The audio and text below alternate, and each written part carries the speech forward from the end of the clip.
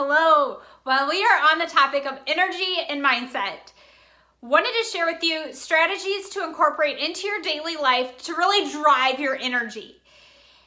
So how often when you wake up, are you grabbing your phone, scrolling social media?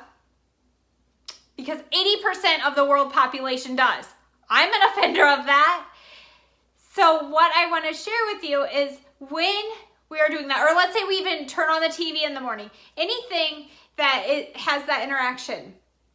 What we don't realize is our energy is already being affected because of how we are emotionally responding to what we see. So how I like to think of this is like, if you can't take 5 minutes in the morning to control what's going on in here internally, how can you control anything else that life throws at you during the day?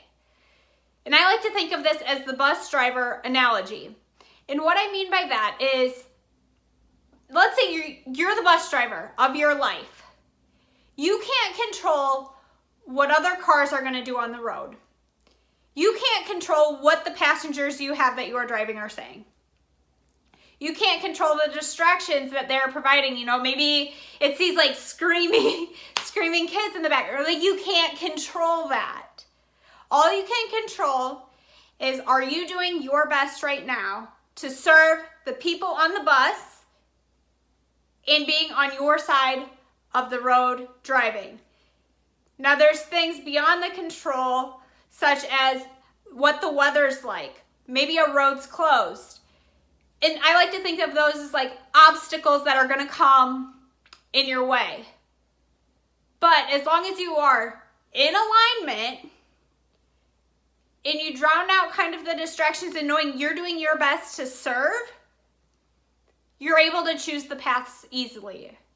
Or I should say more easy.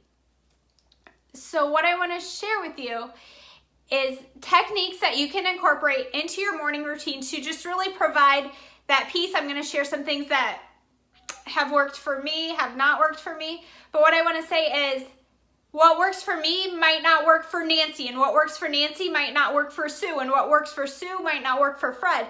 But maybe what Fred works for Fred works for me as well. So it's going to be different for everybody, and it's just something you have to kind of experiment to get that feeling of peace and comfort.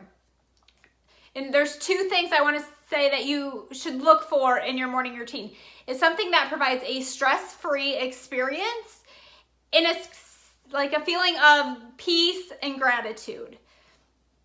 So I'm going to share what works for me is like scriptures, daily devotion, because it's pretty fast, and whatever I'm reading somehow applies to my life, and that's why I love it. You can take everything, and the introvert side of me just like loves to be like, oh, that, and then it gets me like thinking about so many things, but it just sets it on such a positive note. So that's what works for me. The other thing I would say is like journaling, but what I mean by journaling is like future self-pacing. So it's not saying like my day is gonna go this way, this way, this way.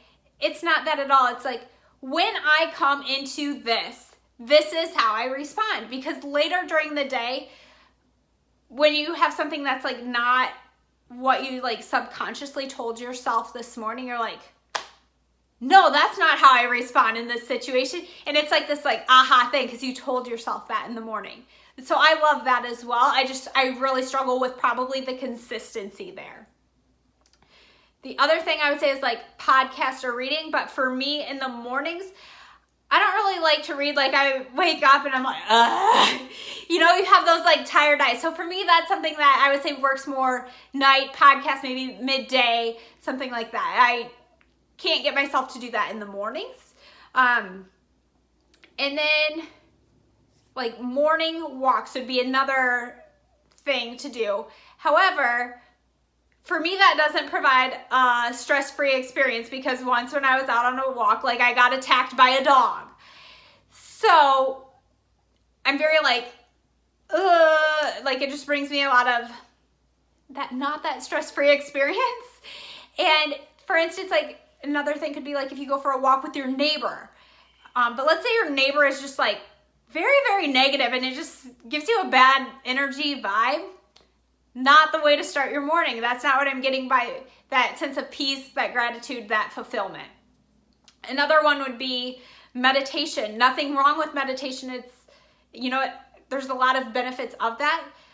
I, however, am somebody that's like a go, go, go. And I struggle sitting there meditating because I'm like, is it supposed to be that way? I don't know. Like, I get that so much sense of like doubt in myself. Like, am I doing this right? Am I doing it wrong? And so that's one that I wish worked for me. It just doesn't. So I hope you found this beneficial, and I'd love to know what takeaways you've had, and just start incorporating it. The thing is like, it becomes a habit over time. And the more you do it, the more drastic effects you're going to notice over time. It's not like a quick fix and my energy's great. No, it's consistency, like everything in life.